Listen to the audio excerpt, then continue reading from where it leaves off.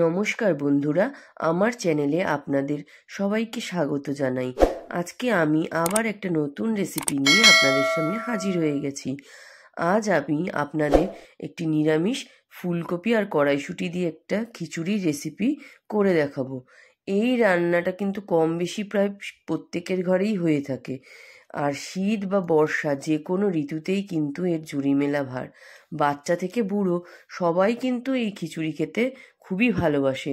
তো প্রথমে আমি একটি প্যানে এখানে 250 গ্রাম মতো মুগ ডাল নিয়ে নিয়েছি। এখানে সোনা মুগ ডাল ব্যবহার করেছি। প্রথমে আমি মুগ ডালটাকে ভালো করে নেড়ে চেড়ে ভেজে নেব, এবং খুব ভালোভাবে নাড়তে হবে, মোটেই থামা যাবে না। থামলে কিন্তু এটা নিচে পুড়ে যেতে পারে, তাই না? ক্রমশই নাড়তে হবে এটা। এবার যেই দেখবো একটা সুন্দর গন্ধ বেরোচ্ছে, তখন আমরা এটা অন্য একটা পাত্রে ঢেলে নেব। এইবার কি করব, আমরা ওই পাত্রেই আবার একটু জল দিয়ে নেব। জল দিয়ে তাতে আমরা এখানে প্রায় 1 চামচ মতো নুন দিয়ে নেব। নুন দিয়ে এবার আমরা একটু বড় বড় করে ফুলকপি কেটে রেখেছিলাম, সেই ফুলকপিগুলো কিন্তু আমরা এই জলের মধ্যে দিয়ে দেব। জলের মধ্যে দিলে কি হবে, এটা নুন জল। এবার জলের মধ্যে দিলে ফুলকপির মধ্যে যে পোকাগুলো থাকে এবং যে কোনো জীবাণু কিন্তু সেটা নষ্ট হয়ে যাবে। আর ফুলকপিটাকে অবশ্যই তোমরা এরম গরম জলে দিয়ে নেবে, তাহলে কি হবে, পোকা থাকলে সেটা মরে যাবে বা বেরিয়ে যাবে। আমি কিন্তু এগুলো ফুলকপিগুলো বেশি সিদ্ধ করব না, মোটামুটি জলটা যেই ফুটে উঠবে তখন নেড়ে চেড়ে আমি জল থেকে ফুলকপিগুলোকে তুলে নেব। তুলে নিয়ে অন্য একটা পাত্রে আলাদা করে রেখে নেব। এবার একটি পাত্রে আমি আবার জল দিয়ে দিচ্ছি। জল দিয়ে এখানে মোটামুটি আমি 5-6 পিস আলু মাঝখান থেকে কেটে 2 টুকরো করে নিয়েছি, সেই একটু বড় বড় করেই কেটেছি। এই আলুগুলোকে আমি জলের মধ্যে দিয়ে দেব। দিয়ে এবার আমি এর মধ্যে নুন আর হলুদ দিয়ে দেব। দিয়ে আমি এটা একটা ঢাকা দিয়ে আমি এটাকে যতক্ষণ না ফুটে উঠছে ততক্ষণ অবধি এটাকে ঢেকে রাখবো। যেই ঢেকে উঠবে ফুটে উঠবে, তখন আমরা কি করব, এটাকে এর মধ্যে আমরা আগে থেকে যে মুগ ডালটা ভেজে রেখেছিলাম সেটা কিন্তু আমরা জল দিয়ে ধুয়ে ওটা আমি আলাদা করে রেখে দিয়েছিলাম, সেই মুগ ডালটা আমরা এখানে অ্যাড করে দেব। মুগ ডালটা আগে থেকে ভিজিয়ে রাখলে কি হবে, খুব তাড়াতাড়ি এটা সিদ্ধ হয়ে যাবে। আর আমরা কি করেছিলাম, এই মুগ ডালটা দিয়ে দেওয়ার পরে আমরা এবার কি করব, আবার এটা যতক্ষণ না অবধি ফুটে উঠছে ততক্ষণ অবধি আমরা এটা ঢাকা দিয়ে রেখে দেব। আর আমাদের আরেকটা কাজ করতে হবে, এখানে আমরা কি করব, যখন আমরা এই পাত্রে এটা বসাচ্ছি আরেকটা পাত্রে কিন্তু সাইডে আমরা গরম জল বসিয়ে দেবো। ওই গরম জলটা মোটামুটি একটু কুসুম গরম বা একটু উষ্ণ গরম হলেই হবে। এখানে আমরা ঢাকা দিয়ে দিয়েছি। এবার ঢাকাটা খুলে আমরা এর মধ্যে আগে থেকে যে গোবিন্দভোগ চালটা ধুয়ে রেখেছিলাম সেটা দিয়ে দেব। এবং গোবিন্দভোগ চালটা আমরা আগে থেকে ধুয়ে কিন্তু এটা আমরা জলের মধ্যে ভিজিয়ে রেখেছিলাম। এই একই কাজ হবে। ব্যাপারটা হলো, যদি আমরা আগে থেকে এটা ভিজিয়ে রাখি তাহলে কিন্তু প্রসেসটা একটু তাড়াতাড়ি হবে। হ্যাঁ, এবার দিয়ে আমরা এর মধ্যে আরেকটু নুন আর হলুদ অ্যাড করে নেব। অ্যাড করে কি করব, আমরা এবার সাইডে যে গরম জলটা বসিয়েছিলাম সেটা আমরা এই খিচুড়ির মধ্যে এই যে মিশ্রণটা, খিচুড়ি এখনো হয়নি, এই মিশ্রণটার মধ্যে আমরা ওই গরম জলটা মিশিয়ে দেব।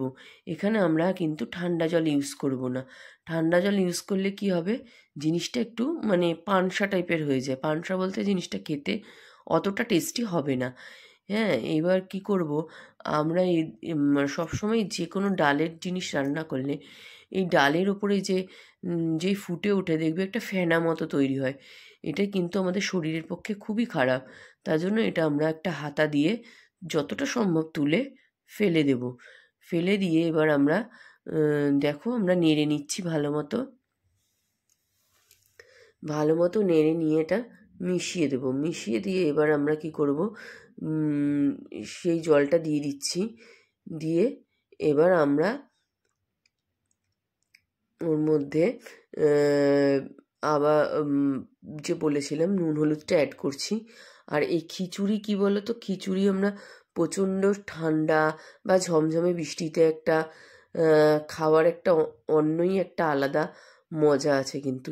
সে তুমি এর সঙ্গে মানে যে কোনো ধরো শীতকালে যদি আমরা খাই তাহলে তোমরা বাঁধাকপির তরকারি বা যে কোনো পাঁচমিশালি সবজি দিয়ে খেতে পারো, বা বর্ষাকালে খেলে ইলিশ মাছ ভাজা, ডিম ভাজা এসব দিয়ে খেলে খুবই মজা লাগবে।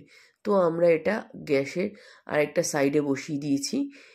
আর সাইডে আরেকটা প্যান নিয়ে এতে আমরা যে খিচুড়িতে যে ফোড়নটা দেব এবার সেটা আমরা রেডি করে নেব। এখানে আমরা সর্ষের তেল ইউজ করছি। তো প্রথমে আমরা একটু বেশ ভালো পরিমাণে একটু সর্ষের তেল দিতে হবে, দিয়ে আমরা এটা ভালো করে একটু গরম করে নেব। গরম করে আমরা যে ফুলকপিগুলো হালকা ভাপিয়ে নিয়েছিলাম সেগুলো দিয়ে দিচ্ছি। আমরা কিন্তু ফুলকপি ভাজার সময় খেয়াল রাখতে হবে, প্রথমে কিন্তু আমরা এর মধ্যে নুন দেব না। নুন দিলে কি হবে, ভাজাটা কিন্তু সহজে মানে লাল হবে না, আর লাল না হলে সেটা খিচুড়ির মধ্যে দিলে ভালো লাগবে না দেখতে। তাই আমরা কি করব, এখানে প্রথমে আমরা হলুদ দিয়ে দিচ্ছি। হলুদ দিয়ে নেড়ে চেড়ে আমরা ফুলকপিটাকে ভেজে নেব। এখানে এখনও একটু শক্ত আছে যেহেতু আমি ফুলকপিগুলো বেশি সিদ্ধ করিনি। দেখো একটু নেড়েচেড়ে ভালো মতো ভেজে, আর যেহেতু আমরা ফুলকপিটাকে একটু হালকা নুন দিয়েই ভাপিয়েছিলাম তার জন্য এখানে আমরা নুনটা না দিলেও চলবে। নুনটা আমরা এখানে আর আলাদা করে দিচ্ছি না যেহেতু এটা খিচুড়িতেই দেব। আর এখানে আমি কড়াইশুঁটি দিচ্ছি। শীতকালে তোমরা এর মধ্যে মানে যদি বাচ্চাদের জন্য করো বা নিজেদের জন্য করো, ঘরোয়াভাবে করলে কিন্তু তোমরা এর মধ্যে আরও ভেজিটেবল অ্যাড করতে পারো, যেমন ধরো গাজর, বিনস।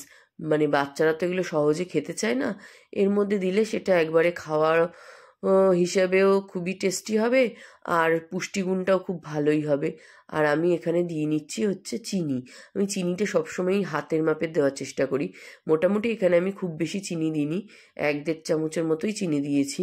ধরো 500 গ্রাম 500 গ্রামের মতো হয়েছে আমার, 550 গ্রাম চাল ডাল আছে এখানে মিলিয়ে, সেখানে আমি মোটামুটি 1.5 চামচ মতো চিনি ইউজ করেছি। আর এখানে দিয়ে দিচ্ছি হচ্ছে নারকেল।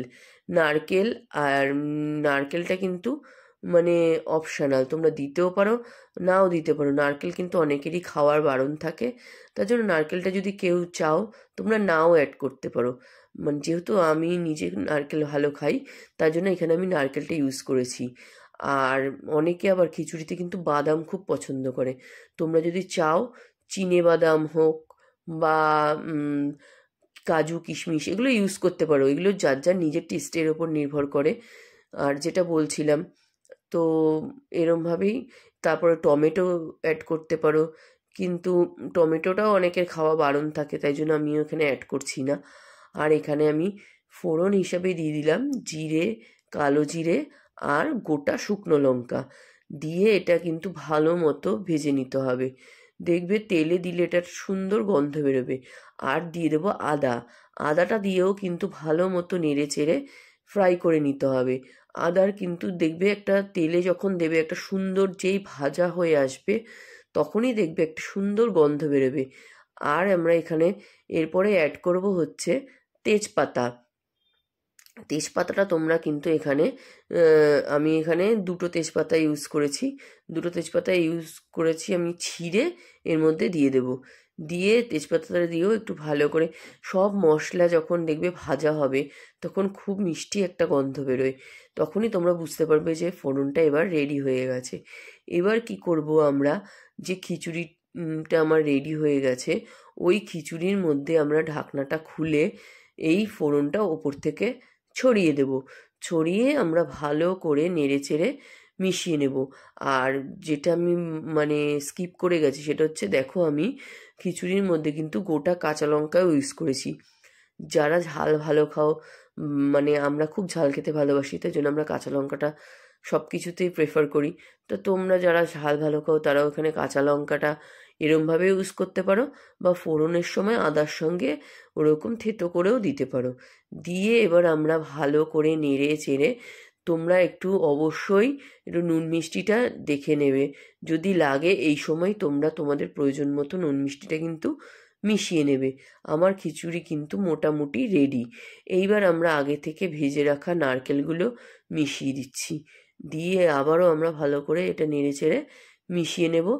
আর যে ফুলকপিগুলো একদম লাস্টে অ্যাড করব, নাহলে কিন্তু ফুলকপি সহজেই ভেঙে যাবে, খাবার সময় কিছুই আর চোখে দেখা যাবে না।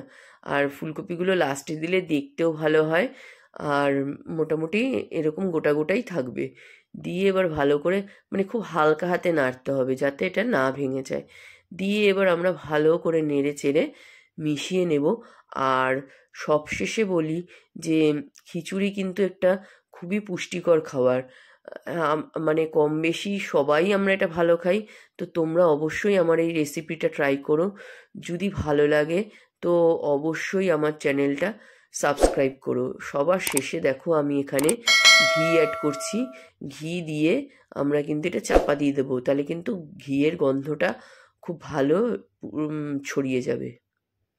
তো আমার খিচুড়ি একদম রেডি, দেখো আমি সার্ভ করে দিয়েছি।